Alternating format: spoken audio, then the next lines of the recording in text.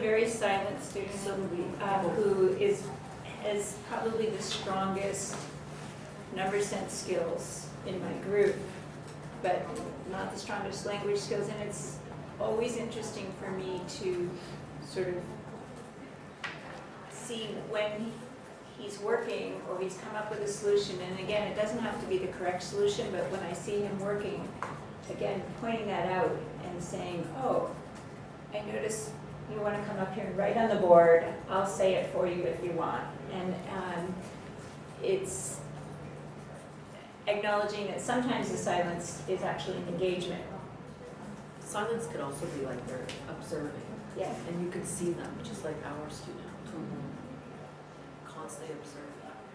I think we also have a culture that values sharing to a great degree, and you know, I think valuing the silence and recognizing that there can be engagement there validates some of our more introverted students who aren't interested in sharing everything that they're thinking. Too. Sometimes they're sitting and listening and observing because they're not comfortable enough yet to take a risk in English. And I'm trying out the ones that I think are sitting silently because they don't have the words. I'll say, do you want someone to translate for you?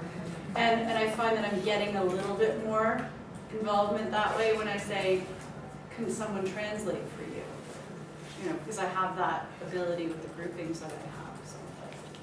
Because I think you can usually tell if they're sitting in silence, unengaged, or sitting in silence, engaged. Well, the silence, I know this particular group I have this year, I have to always be watching is the silence. No other reasons, just what we talked about. But also, we're talking about this chart so much. Is it non-compliance? And I do have non-compliance when we start new things. But the root of it is anxiety. And I haven't had this much anxiety, you know, in a group for quite a while. So they're not risk takers. And whenever they know it's something new, you know, it's a shutdown. But even still, it's this time of year. So we have to know something to do